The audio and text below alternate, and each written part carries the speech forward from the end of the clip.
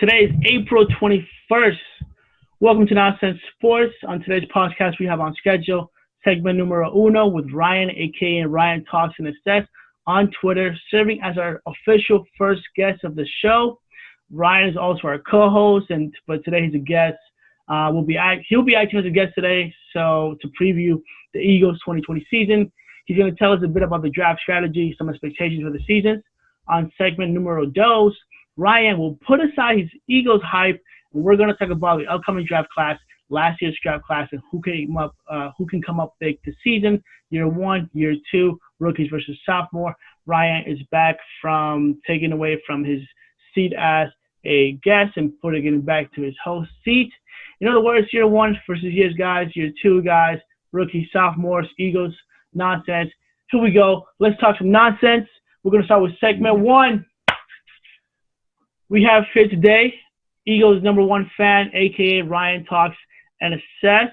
This is your boy Francis. I'll be the host. Ryan is going to be today's guest as we preview the Eagles 2020 season. Will Sylvania, number one fan. You want to say hello to the people before I start with my intro? What's up, guys? Fly, Eagles, fly. I'm looking forward to a great draft and a great 2020 season. Go, Eagles. All right, perfect, man. You ready for this?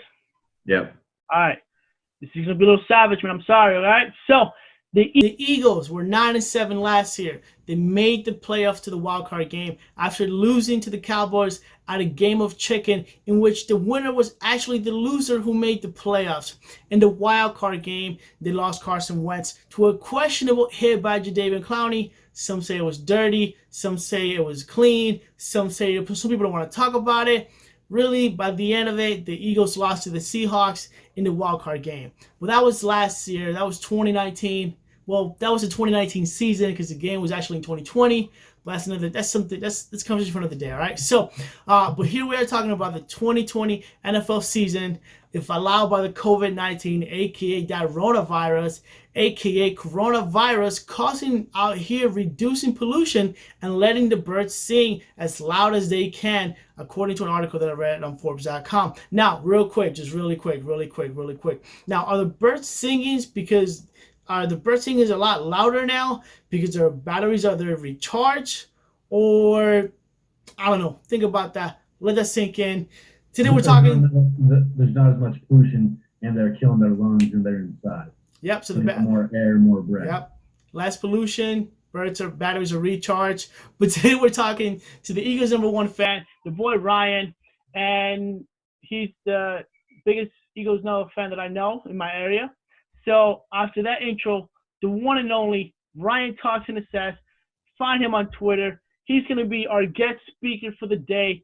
Please take the floor, Mr. Ryan Talks and Assess. Tell us how the Eagles are going to come up in the world this season. All right. So obviously, everyone and their dog knows that the Eagles got Carson Wentz as a quarterback, and they're building all around him. He's got a great contract and everything. I mean, he's our future, and he's ours going forward.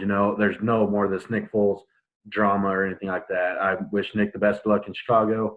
Unfortunately, things didn't pan out in Jacksonville for him. Although I'd take Foles over Minshew any day, honestly. But back to the Eagles, so they don't get too sidetracked. So the biggest thing that hurt us last year is Carson Wentz became the first quarterback in NFL history to throw for over 4,000 yards and not have a single wide receiver with over 500 receiving yards. Is that insane, or is that insane? That is insane. That's nonsense. And so, obviously, wide receiver is the Eagles' top priority. I mean, we have Alshon Jeffrey, who we all know he's been a little disgruntled and a little injury-prone as of last year. Deshaun Jackson, he's aging. And then outside of that, who do we have? I mean, we lost Nelson Aguilar. He came up big for us back in 2017, but last year he struggled as well. Greg Ward came up big for us in a couple of games. He had that game winner against, I believe it was the Deadskins. And then – Savage. And so, outside, I mean, we had guys playing off the practice squad that I've never even heard of before, honestly, last year. And so, wide receivers are our top priority coming into this because, like I said, Carson Wentz is our franchise. He's our future.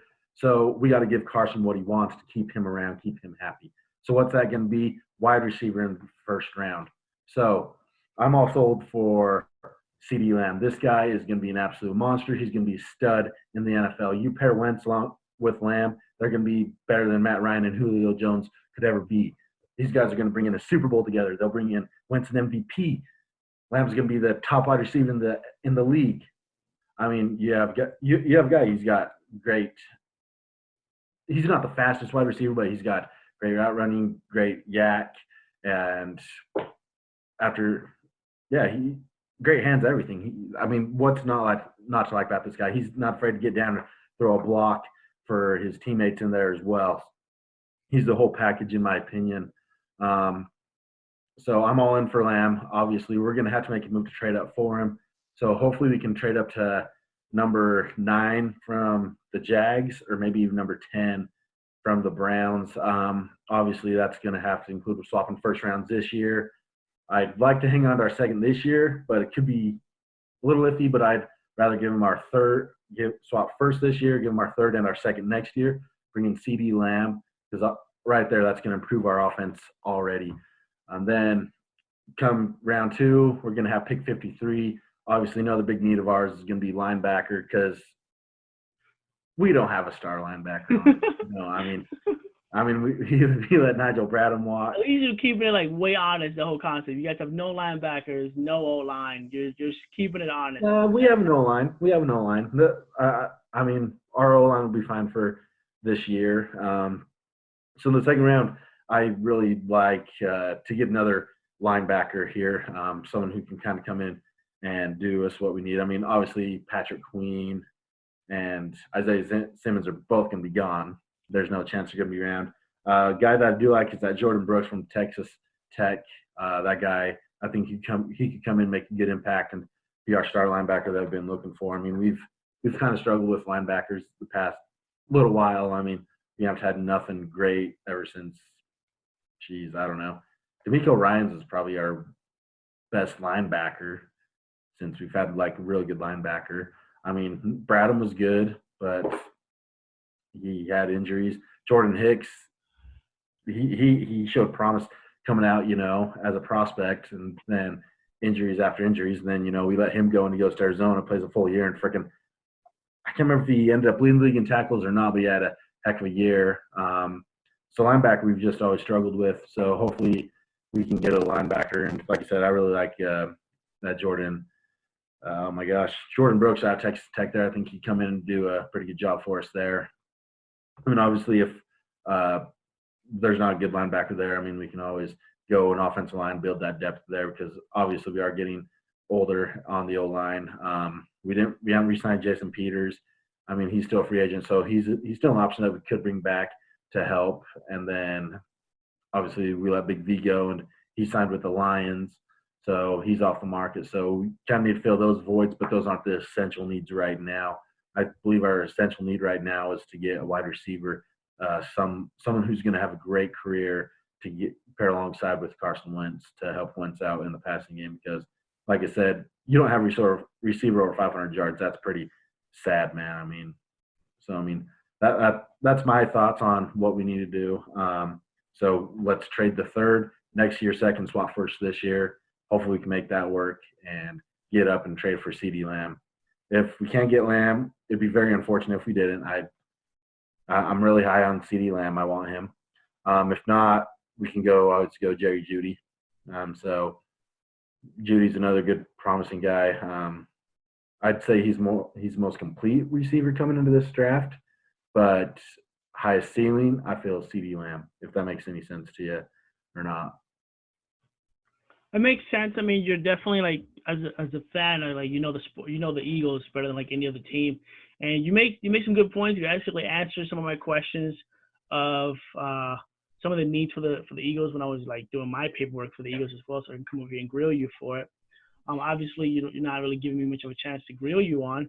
That's the whole linebacker situation. From day one, we completely agreed that the Eagles, they need as many wide receivers as possible, and maybe not all of them from the practice squad, which leads me to like a bit of a question for you. What should the Eagles take a chance on trading a couple draft picks for Odell Beckham? DeAndre Hopkins went for like a a copy machine and a 5th-round pick. Is that the value for DeAndre Hopkins? And someone who's always injured. Exactly. And what about for like Odell Beckham, who maybe in that injured part, he's had a couple games, maybe a bit more of a attention grabber, more of a drama queen. But at the same time, I mean, the Browns used to give him up for a 6th-round pick, 8th-round pick, 12th-round pick. They could give him up for like a pair of sneakers and some like likes on YouTube. Which, speaking of likes, make sure you guys like this video on Spotify and YouTube. But Odell Beckham Jr., could he go to Philly and play with the top quarterback as he did, like before with Eli Manning? Carson Wentz is definitely better than Eli Manning. So, and it's also an upgrade from Baker Mayfield. Is that a possibility for the Eagles? I don't see it happening, although I would love to see OBJ come to Philly. I mean, he's a star wide receiver. He's one of the best in the league. When he's got a great quarterback thrown to him, he's definitely top 5 in the NFL. So right there, that's always a big boost to our wide receiving core already. I mean, if we could get him for cheap, I say, yeah, bring him in, but I don't see it happening, unfortunately. I know there's some Eagles fans who aren't for him coming in, and that's kind of because of his diva personality, whatnot.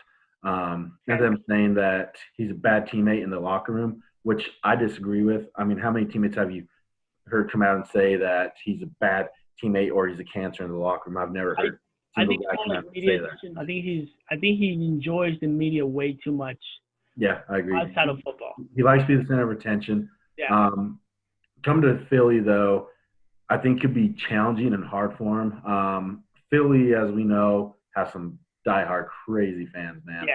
So if he were to come here and fail, kind of like what he's done in Cleveland so far, not lived up to what he did in New York, he's going to get so much hate, and he's not going to last long at all. I mean, that's just how the city of Philadelphia does with their fans. Now, real quick on OBJ failing with the Browns, or maybe he'll stay there, but was that more on his fault, on his whole watch and the shoes and things like that, or it could have been on Baker Mayfield maybe not having that success that he found as a rookie? I'm going to blame it on 3 different things: OBJ himself, Baker Mayfield, as well as coaching. Oh, okay. I didn't like the coaching decision to hire Kitchens in the first place at all. That was stupid, and they should have never gone that route, in my opinion. Baker Mayfield, he struggled last year. I mean, he missed a lot of passes, and then – so, I mean, that's obviously on the quarterback when they miss passes. Then OBJ, I'm going to say him. I don't believe that he's happy in Cleveland. I mean, it's not a big market area, whereas in New York, I think he likes the big market areas, where he's going to get all that attention and whatnot. And, I mean, Cleveland, it's not a big – I mean, the city's big, yes, but as for – it's Cleveland. All right. Yeah, football-wise, no. Real quick, so back to the Eagles. Leonard Fournette recently became a free agent, or not recently. Let him stay. Let him stay. I don't want him. You don't even want to humor the fact that the Jaguars may be giving out. You don't want to add him to Miles Sanders. No, that's it. Nope. Okay, so that leads us the closest segments to the Eagles. I do think that the Eagles will be better, of course, depending on Carson Wentz's health. I do believe that if they reach out to OBJ and they can come up with an agreement, maybe OBJ feels like he needs something to prove. He'll take a pay cut. He'll have a breakout season before he goes back into full diva mode again. I think that the Eagles are going to be better. So, yeah, I like it, man. Do you have a closing statement for your Eagles fans or you have out there? I mean, this right here, this is your segment. Like, this is you right now. What's your closing statement for the Eagles? I'll tell you what, man. I'm so excited for this draft. Last year, the past couple of years, I knew we weren't going to do much or anything. I mean, we drafted Derek Barnett 2 years ago, and then Andre Dillard last year. I knew we weren't going to make a big splash or anything with any trades. I mean, last big trade we made was with Carson Wentz, and that was a great move. And I think this is the year that we need to make another big move, in my opinion. We need to bring in this franchise wide receiver that we can have. CeeDee Lamb's going to be a game changer. He's going to be huge. And so I think I'm all in to get him. I mean, I'm not going to sell the farm for him just for a wide receiver. I mean, because this draft class is deep. We could – even in the second round, we could maybe get T. Higgins or Denzel Mims, I mean, so I'm not going to sell the farm for him, but I am going to give up a few draft picks to bring this guy in because I believe that he can help us that much, but not enough to sell the farm, if that makes sense. Okay, that absolutely makes sense. From Eagles' perspective, that is your full-on topic regarding the Eagles. Now, next season, 16 games, right? Not 17. Is it 16 or 17 games next season? 16, I think right? it's 16 next year, but the playoffs change is in effect next All year. right, so we're talking 17 over, the year after. I mean, this sounds pretty – I mean, this is not a biased question to you as an Eagles fan, but over or yes, we won the NFC East. 10 wins? Over. Beating the Cowboys twice or once? Twice. Screw them Bulls. There you have it. On that note, we're Hey, I just want to say another thing. I mean, our defense has improved a lot. I mean, bringing Darius Slay now, so it's like great. Yeah, bringing Darius Slay was huge. I mean, what he's done against Amari Cooper past couple times they've faced off. Cooper has killed us every time we play the Cowboys every year. He always goes off, and so Slay has slowed Cooper down a lot both times that they've played against each other. So Slay's going to be a huge addition to us. We got that number one corner that we need. And then I think Sidney Jones is going to watch out for this guy. I think he's about to finally come into form what he was going to be when you drafted him in the second round a couple years ago before he tore his Achilles before the draft. So watch out for him. And then obviously Jalen Mills at safety. I think he's going to be better at safety than what he was at cornerback. So he doesn't have the speed there at corner, which is why he's burnt toast all the time. But he is pretty good when it comes to the tackling there. So, and then of course he did play safety in college, whatnot. So I mean he's going back to what he played back in college. So I think it's a good addition.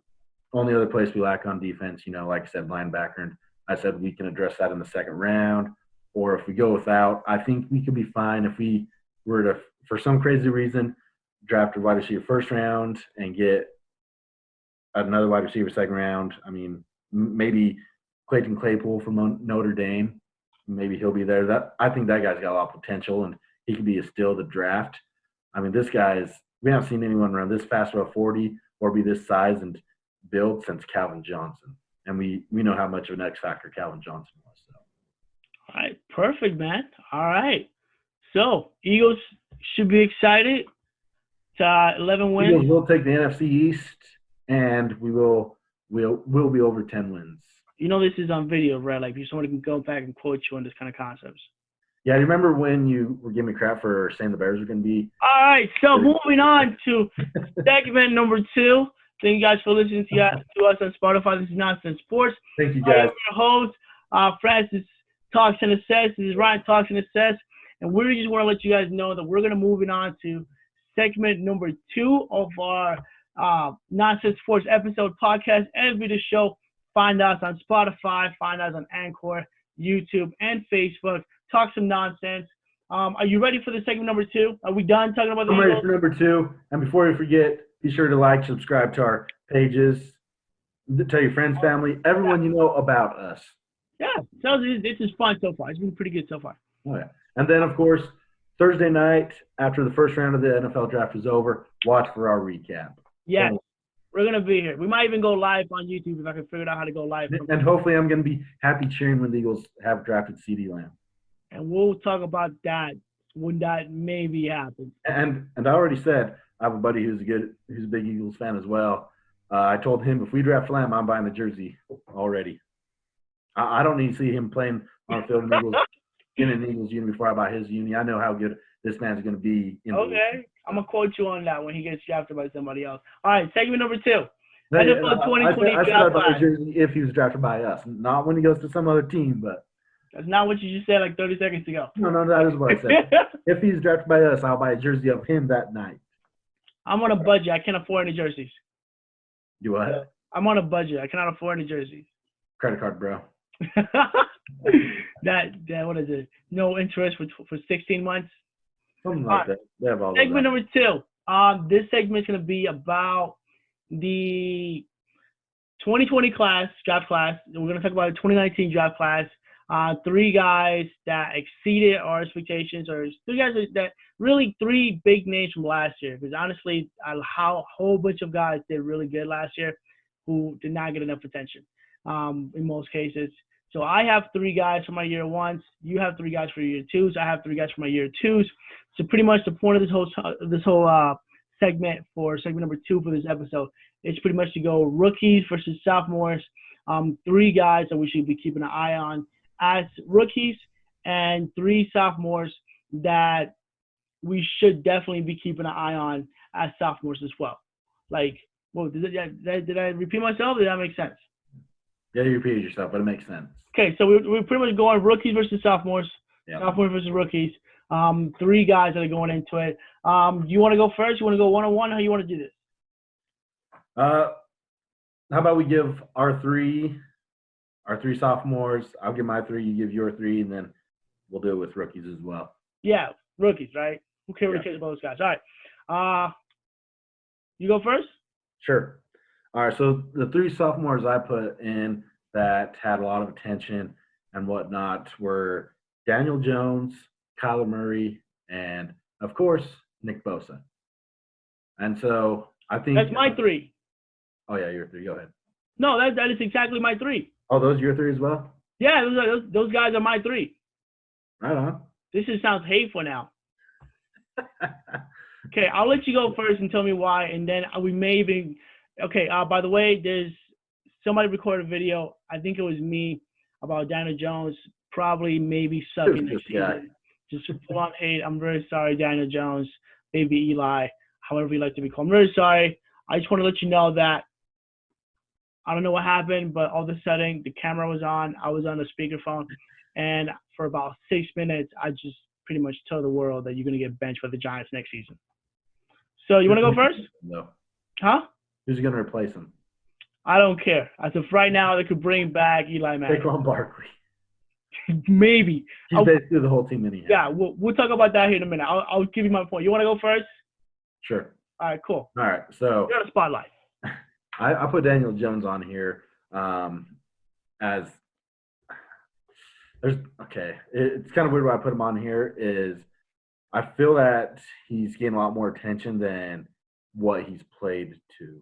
A lot more attention than he should also. Yeah, if that makes sense. So people are hyping this guy up like he's going to be the next big thing. I'm big into collecting sports cards and whatnot. And whenever people are getting Daniel Jones cards, I follow a couple of Facebook pages, and when they do box breaks, they're always like, oh, my gosh, a Daniel Jones card or whatnot. This is going to be a great card.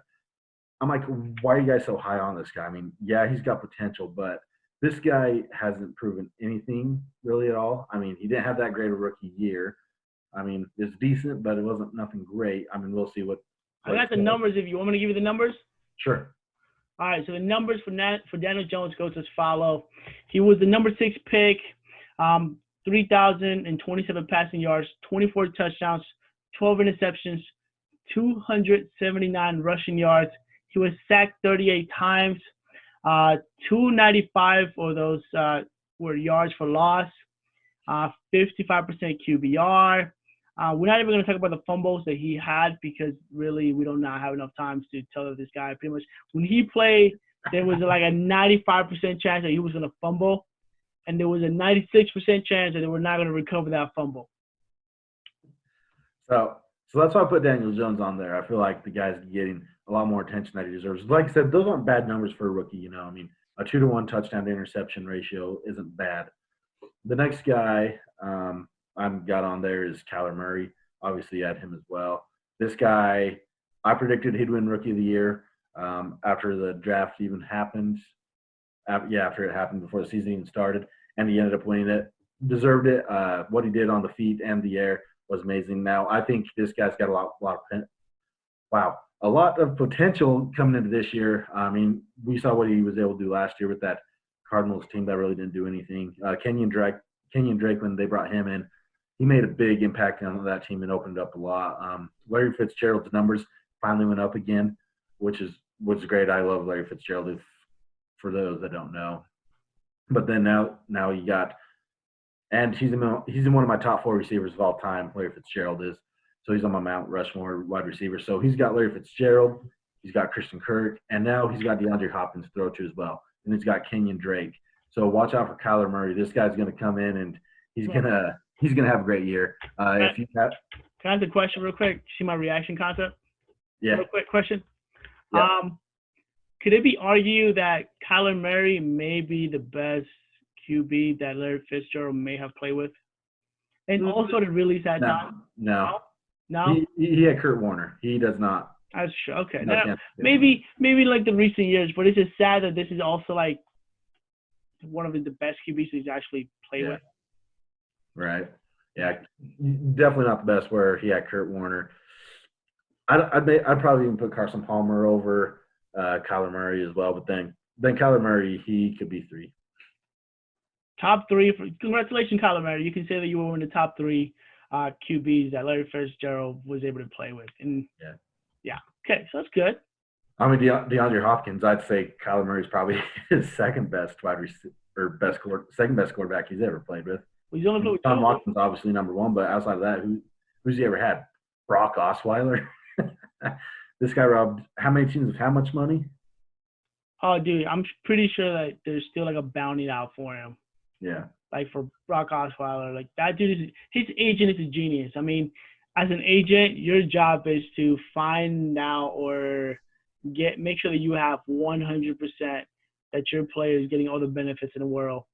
Brock Osweiler's agents deserve like an Academy Award for doing that whole concept, if you ask me. Yep. Your third guy? Nick Bosa. This guy, I doubted him a little. I mean, I predicted he'd win Defensive Player of the Year, but this guy came out and he performed a lot better than what I thought he did. He did win Rookie Defensive Player of the Year, right? Yeah, I did. Yep. And, I mean, I predicted that as well. I mean – you got all the predictions, man. I do what I can. Not the Super Bowl, though. I have the Eagles in the Super Bowl. And then that's when we draw the line. Oh man, that's definitely when we draw the line. But he performed amazing last year. I mean, I'm one that tends to hate on Ohio State. I hate that school. I hate that place mainly because a good buddy of mine, he just raves about him and drives me insane, and so that's kind of why I hate on him. So, but I can't stand Ohio State, so I kind of wanted to hate on him a little coming to the league, but I'm a big fan of his now that he's on the 49ers. I like his brother Joey down in Chargers? Yeah, the Chargers and the Los Angeles Chargers now. Oh, yeah, they're brand new people now.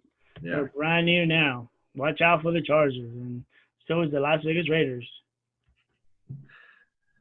So, yeah, those are my 3 sophomores on who were big names last year and who are big ones to watch coming forward this year.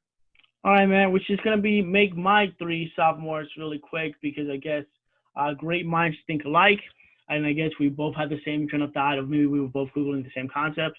3 sophomores are going to have a lot of attention on themselves. First things first, yes, of course, I want to go over Nick Bosa, not because because he's playing with the 49ers and they just made the Super Bowl, right? Also, he had 9 sacks, he was the second leading sacker with the 49ers. I don't think that's the right word for it. He was the second leading in sacks with the 49ers. The other guy had 10. He had 9. He's a rookie. This guy went in and wasn't he like injured for a couple games? Like he was not 100% the full season. So imagine if he was out. There was a couple games he was not 100% overall, right? Right. For a guy to be that dominant, that good, not 100%, to me it means a lot. Like as a player, as a fan, and I'm sure like his team also appreciate as well.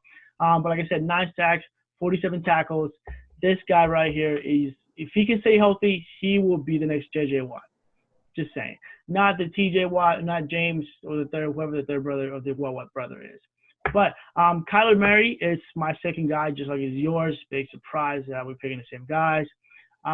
Next time you let me know, and I'm trying to pick some super 3 random guys. All right, just kidding. Kyler Murray, I think Kyler Murray is like last year. He was kind of putting me to like a weird situation. This year, he's definitely being set up for success. They brought in DeAndre Hopkins, Kenyon Drake coming out of the backfield, and Larry Fitzgerald, who is bro, like the dude is like 175 years old and nobody can catch this guy. He's out there in a wheelchair catching balls. Like, they might as well sign Adrian Peterson again and just have them both have a wheelchair race. One in a like Larry Fitzgerald in a wheelchair, and you have Adrian Peterson in crutches, and just like see who runs the fastest for the longest time. Larry Fitzgerald is definitely, if he's not the best wide receiver of all time wide receivers, we just wonder what could have happened if you would have had like, I don't know, like a Tom Brady, even like a Drew Brees, because Drew Brees should get a lot of credit for what Michael Thomas has become. Coverage of the day, Calimary is being set up for success. Like, his life has been made so much easier. He doesn't have to be a playmaker every single down. He has playmakers on his teams. He can be like, hey, man, this is your go. This is your play. Run it for him. Get it done. My third pick of a guy that is going to have high expectations, which I have low expectations, but Daniel Jones, he plays for New York. I already told you his stats. I did a 6-minute video on Daniel Jones. I absolutely regret the 6-minute video, and not because I'm hating on Daniel Jones, but because I spent 6 minutes hating on Daniel Jones. Does that make sense? It's 6 perfect. minutes on Daniel Jones. My thing with Daniel Jones, I didn't think he was that good last year. I was watching the draft, and I watched the first 6 picks, and I had to turn it off. Like, I was, like, frustrated. I'm like, this is not happening. Like, why would you pick – I mean, not just because you're picking a guy from Duke. Like, I lived in Durham. Like, we don't – like, Duke is cool in the sense of, like, stay in your own lane. Like, get out of here, right? And you go and pick a guy from Duke. I don't get that. Whatever, man. They could have traded back and got more assets before they picked him. They could have picked him. Yeah. I mean – later on. If anything, they could have picked Daniel Jones and picked round 27, pick 64. It doesn't really matter. There was nobody out there like begging for Daniel Jones. Nobody knew who Daniel Jones was, other than he may or may not be the illegitimate son of like Eli Manning, which could be the reason. Can you imagine now, like a father-son reunion, both playing for the same team? But whatever. Daniel Jones, I think that his expectations are so high, but at the same time they're so low. I do think that he's going to get benched before the end of the season, even for a couple of games. I don't think he fits the Giants system. I do feel like the Giants are going to again rely on Saquon Barkley, run him to the ground. I'm ranting again about Daniel Jones. I'm not gonna fall into that boat again. I'm just gonna start off with my 3 rookies that I have the most faith in, right? Or faith in failure? Faith or high expectations? High expectations, or maybe low expectations. I have some type of expectations. This is how I feel when I'm like talking to my kids about something they're very passionate about, and I'm not. I'm not passionate about Paw Patrol, but I am passionate about My Little Pony, because that friendship is the meaning of the world, right? Just kidding. Edit that. All right, perfect. My year 1 rookies, I have, of course, I don't have Joe Burrow because I don't think that he's being put into a good situation right now. He's going into a team in which he may or may not want to play for. And he's going to be like the Calimary of last year. He's going to get the starting job from the day one. He's going to see what happened. They're going to like fill him out. Pretty much he's just there for expectation. He's just there for repetition. He's there to grow himself as a player, and that. All right. My first player with higher low expectations, so this case will be low expectations, will be Tua. I do believe Tua is better than Daniel Jones, but I do believe that just like Daniel Jones, the only team that is out there really like asking for Tua is the Miami Dolphins, and we're still asking the reason why. I don't see anybody else like trying to be like, oh yeah, well let's draft Tua. Except just the Dolphins trying to like make themselves so relevant. They're going to draft this guy. My second pick of a guy I actually have high expectations is going to be Isaiah Simmons, and my high expectations for him are being based on him being better than Chase Young. Chase Young is the clear pick, right? He's the clear defensive like alpha right now, right? Yeah. And Simmons is versatile. He can play. He can play the position. He's gonna go out there and murder somebody. Not like in that kind of sense, but like linebacker in what he ran like 4.39, 40. Yeah, that dude. He, like me talking about him, I feel like his ear's gonna itch, and he's gonna send me a DM. And he's gonna be like, "Man, what did you say?" And I'm gonna be like, "I am so scared right now, man. Here's my wallet. Here's my bank account. My credit's kind of bad, but I'm working on it. I'm moving some things. Money's in the savings. I'm in the checking account. Don't worry about it. All right." My third pick of high expectations will be the QB that is drafted by the Patriots, which as of right now, I'm hoping for Jalen Hurts. I'm hoping for Jordan Love to go to the Patriots. And that QB right there will probably be the quarterback with the most pressure in the NFL next season. You think Patriots are going to take a quarterback? Huh? You think Patriots will take a quarterback? I think so. I think that, well, first of all, it's the right move. Second of all, their whole defense is super duper, like, they're cheap. And believe it or not, when one of them goes down, it's like Bill Belichick just, like, builds another one back up. And that guy's leading tackles in the season. Like, I don't know how he comes up. I don't know how he recruits. I just know that if Bill Belichick loses a defender, Bill Belichick will create a defender to, like, just get the Patriots into the playoffs. And hopefully it will be Jalen Hurts and Jordan Love doing what Tom Brady. Now, I don't see the Patriots drafting the quarterback. I see the Patriots kind of actually taking a year off and taking a little backseat this year, and then what the Warriors did. Then hoping to get Trevor Lawrence next year. And then Belichick will coach him till he's in his grave, and 20 years later, we're going to see the Patriots have a whole nother dynasty with 5 more Super Bowls, and we're all going to hate them even more. And you an Eagles fan or you a Patriots fan? Eagles. You I don't want to like get them, but I'm just saying this is what I was scared for you for a minute there. You sounded right like a Eagles, like a Patriots fan. I do what I can. All right. Who are your 3 rookies that will dominate? Well, maybe not dominate, but they'll dominate. I have high expectations coming into this or year. Low expectations. I in a way have 4. Okay. Way to be greedy. I didn't want to do 2 out of 3 quarterbacks again like I did with the sophomores. So I'm combining the first one, Joe Burrow and Tua, in the first one. They're both going to have high expectations coming this year. I feel Bengals fans are going to be Joe Burrow's the answer for them and their future for him. AJ Green's going to have a great quarterback throwing to him now. And so I feel like that's going to put a lot of pressure on him. And is he healthy enough to play? You what? Is he healthy enough to play? I mean, even for like AJ Green, even like I don't think that he'll be at 100%, and that would affect. I think he'll be fine. I think he'll be back to 100%. Sorry to hear about your dad too, AJ. Condolences. I've always liked you, so I want him to be set up for success. I like AJ Green, always have.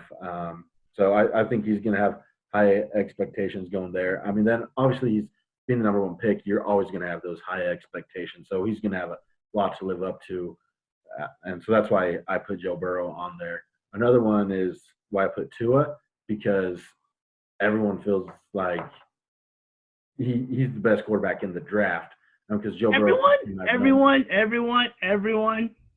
No, I'm not one of those, but there's a lot that feel that way. I mean, I guess Joe Burrow's kind of settled in. He's number 1, but I guess number 2 quarterback is Tua, I guess. Is it? So let me rephrase that. The second best quarterback in the draft.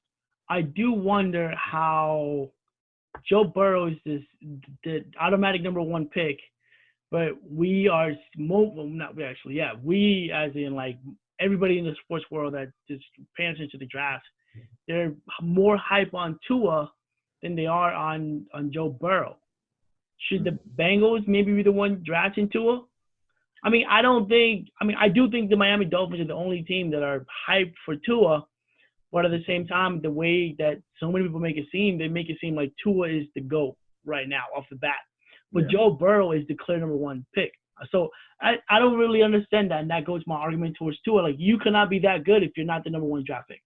Like, if the Bengals are not, like, laying it out for you, you're not that good. Now, I think if Tua didn't get injured, that I think we would see him at number 1 instead of Joe Burrow. I do think that, but who knows how Burrow's going to come back from – not Burrow, sorry. Tua's going to come back from this hip injury. And so hopefully he can do just fine and come back. But, I mean, obviously he's going to have high expectations coming in. I mean, going in and taking over, because everyone before his injury thought he was going to be the best quarterback in the draft this year. But I guess we'll see. Hopefully he does well from his injury and he can recover from it. Yeah, let's hope. Everybody want to see him play. I want to see him play. Yeah. Next, I have Chase Young. Chase Young. No, I kind of did mine opposite of you here, Francis. Why you got Isaiah Simmons? So out of those two, in my opinion, Simmons and Young are the best two defense players in this draft. And so they're going to kind of be competing against each other. And then Chase Young, he's also got to live up to kind of the Bosa brothers coming out the past couple of years as well, where they both come from being an edge rusher, coming from Ohio State, and how well they've performed in the NFL. It's now like he's got to live up to that and be what they were, And hopefully, Chase Young is going to the Redskins, and the Redskins have no offense, which benefits him as a defensive player. Which is just like the Tampa Bay Buccaneers defense last year. They were still good and had such high numbers because Jameis Winston was also helping them out so they can get back on the field quicker. He's the other team's MVP, whoever they were playing. Oh man, it's funny because I got Jameis Winston's almost like getting signed by the Giants. He's like, hey! Can I just say? Did I not say he'd be a free agent by the time the season starts? I think everybody knew that. Like as soon as okay, no. When I said this on our last video, you're like, what? You thought it was a bit of a reach, but here we are, and this man's still a free agent here. Well, okay. Maybe I don't remember being. I think, in my opinion, like I knew that his time was over with the Buccaneers about halfway through the season. Same thing with the coach. It just wasn't working out. It was not working out.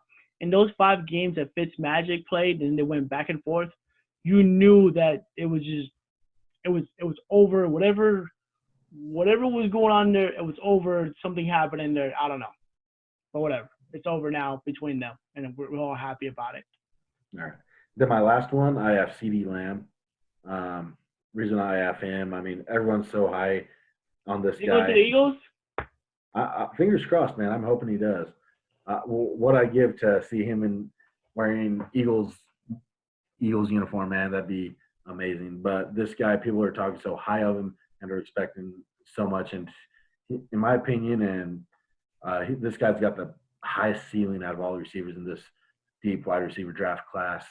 So I've got expectations on not just me, but a lot of people have high expectations on him to perform and be better than all the other wide receivers, because like I said, this is a deep wide receiver class, and with all the hype that he's getting, he's going to need to come in and outperform all those other wide receivers as well and prove why he is the top wide receiver in this draft. Okay, there you have it, people. You have our top 3 rookie guys. We have our top 3 sophomore guys.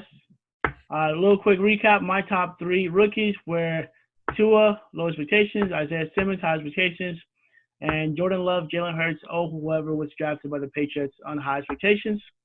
My sophomore crew for high expectations were Nick Bosa, Calimary, high expectations, low expectations was Daniel Jones. Yeah. My sophomores were Daniel Jones, Calimary, Nick Bosa. Then my rookies were Burrow and Tua combined. And then you had Chase Young and CD Lamb. All right, perfect, man. All right, so that's all I have for today. This is the podcast. We are about 40 minutes. I got a little something here real quick. Yeah, go ahead, man. Let me put you on a big screen. Okay. You're on a big screen. You got it. All right. So I don't understand why people are saying Jordan Love and I can't think of quarterback's name out of Oregon now are better than Jalen Hurts. Justin Herbert. Yeah, Justin Herbert. How do you guys get that they are better than frickin' Jalen Hurts? I'm taking Jalen Hurts over any of those guys any day of the week. Just saying. I want to say it's because what happened at the championship game. I think it's a big reason. Yeah. Oklahoma got murdered. They did. It was ugly. But where were the other teams at? I mean, that's true. They were home. But at the same time, they didn't. That's the problem about being in the big stage. That is the problem why I dislike college football, because in my opinion, how can one team playing Division III games, Division II teams, well, not games, Division III teams, Division II teams, and beat them by so many points, but then you put them against a team of a different, whether it's a different conference or not, when then you put them a team versus like a same caliber, they just get murdered. Like it was the same thing with a UCF that was going undefeated.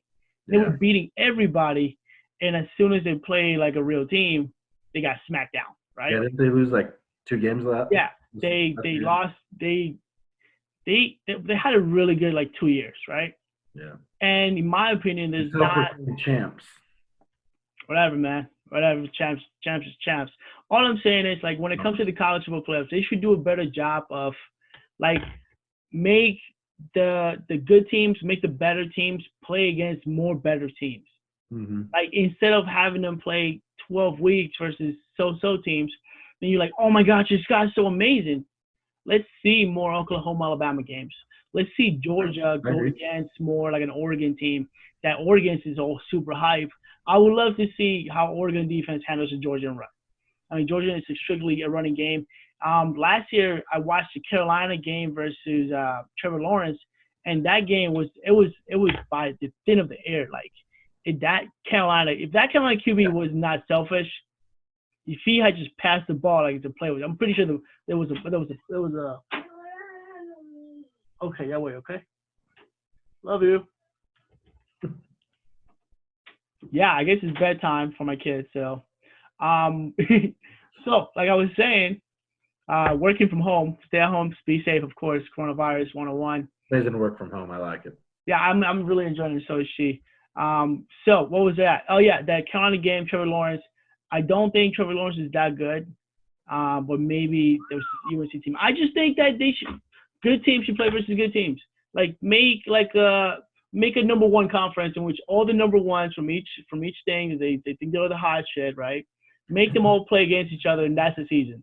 The bottom two, just like do it like soccer. I love the soccer format. Do it like soccer. Bottom two are out, top two are in, and play it like that. Let's see those guys. But then they'll be like, oh, it's just like the NFL, and they lose a whole bunch of money. So whatever. I do agree with you, because like Bama, who do they all play? I mean, Bama plays a whole, but like they play 13 high school teams and they're ranked number one. Yeah, I mean, they do have a great recruiting class. Don't get me wrong; they have best online men. But I mean, and then this might not be a very good example. I mean, I'm not a huge college football guru or anything, but I mean, Pac-12, I feel like that's one of the more competitive conferences because you see each year you have a couple of better teams than the rest. Like this past year, Utah and Oregon, but it's more competitive there, and there's no one clear-cut team that's going to go undefeated year after year because of the competitiveness in it. I mean, you never see a Pac-12 team getting into this college football playoffs because they're always handing each other L's, whereas Alabama, they might play one ranked team each year, and even then it might be some team who barely got in who's ranked number. Yeah, I don't get it. Auburn or something, and there might be 23 that year. So yeah, I don't know. I don't get it. I do think I don't know if that's a good example or not, but that's just what comes to mind with me. I get what you're coming from, and I do not disagree with you. I do believe that at least we're trying to fix the college system, and we're not even talking about the money part of it. We're just talking about the games that are being played. Mm-hmm. We don't. Oh, by the way, real quick. Speaking of topics that were not on the schedule, shout out to the WNBA draft for rest in peace, Gigi. What? I said rest in peace. You're such a hater. Shout out to I'm gonna clip this. You're a hater. I'm gonna clip this and I'm gonna show you you're a hater. I'm a hater. Shout out to the WNBA draft for handling this whole coronavirus concept, this whole virtual draft. I think the WNBA draft will be better than the NFL draft. Regardless of how many people are going to watch it, the WNBA draft, they brought in the virtual, the whole Zoom conversations, just like we're doing it. They had people, like they had NBA players come in and talk to the girls. It was like, how can I say this? It was done right. They did it right. Even though their viewership was very little, if anything, they should get way more credit than they should be. And also the New York Liberty is probably the best team in New York, sports team in New York. Except for the New York Islander. I don't know much about hockey. But Islanders. Yeah, are they good? I don't know. Okay, cool. So the New York Liberty WNBA team is the best sports team in New York. Are they? Boom. Yes, they are. And they just got the number one draft pick, homegirl who was like, they're no whiskey fan. Sabrina, I cannot pronounce her last name. She is like 6'7". She can do everything. She's gonna Triple double machine. Sure, exactly, man. She's gonna take him to the promised land. There's a great possibility of that. Woof. Yeah, man. We may even have to like clip this thing 3 times. Right. Closing statements. Closing statements. I can't wait for this year. Hopefully, this COVID goes to rest and we can get sports back. And I mean, hopefully that. I feel like this COVID did shed some light and humbled a lot of people, if that makes sense. I mean, with how bad we've – except Florida, but whatever. So just kidding, Florida. Just kidding. Savage. But how much we do take for granted this world with what we're given. I mean, we've seen a lot of good things come out of this, people being quarantined and whatnot. Yes. I mean, it has sucked. I mean, especially for all those that have been affected by it and lost loved ones. But I feel like we can also take it as a learning experience that not to take things so much for granted and whatnot. Spend more time with people that you love. Yeah. Like even like you guys just seen, if you guys watching the YouTube video, you guys probably can see my little girl come in here and tell me to go to bed. But it's a beautiful thing. Like I'm getting a lot of time to spend with my kids, and I appreciate it because I feel like I missed a lot of time. And it makes you think like, man, my dad may have like super depressive. Like my dad may have not been there with me like my whole childhood. I would appreciate it a little bit more often. And now we get a chance to, whether forced or not. Unless you're single and you're depressed and you're probably on those little wine Zoom, and you go on that, girl. You get your Zoom on and you drink that wine with your girls. And yeah. But yeah, I mean, this whole coronavirus has been like a pretty harsh thing, but I do think that some positive has come out of it, and we're all a little bit more, we can all come out as better people and prepare better for the next time, obviously. Yeah. Yeah. I'm looking. Pollution especially as well. That was a big one. Yeah. I love the gas prices though. Yeah, like I can't go anywhere, but my car is full, so it's great. It's great. I went to the gas station. I don't have to walk to the gas station. I can just drive there, and I live like a block away from it. It's a beautiful thing. Oh yeah. Yeah, it's pretty cool. Make sure everybody stays safe. The birds are almost recharged, so singing louder. Yep. Yeah, man, we've been at it for about 52 minutes now. I don't know how much Anchor's gonna like it, if he's gonna let me post the whole thing or not. I don't know. I'm gonna cut it. Hopefully by tomorrow we'll have some bits and pieces. Thank you guys for watching Nonsense Sports. I didn't even change my name on it. Whatever. Remember, I'm Ryan. This is my homeboy, Francis. Talks and Assess, getting in Nonsense Sports. And you guys check out all our pages. We're on all social media. And I'm very sorry for all the Giants fans that's going to spend 6 minutes watching my video. I am somewhat sorry. And remember to watch out for our recap of round 1 of the NFL draft. Yes, we'll be here on Wednesday to watch Ryan cry because he did not draft whoever he wanted to draft. And also I'm going to cry because the Giants are going to go draft they're going to draft a punter in the first round. I'm sure they'll go offensive line to help out Daniel Jones and say. You say that, but like, I'm just saying it's the Giants. It's not like the Eagles. They go for the safe pick. They know somewhat what they're doing. All right, man. I'm out of here. Yep. Take it easy, man. Thanks, guys.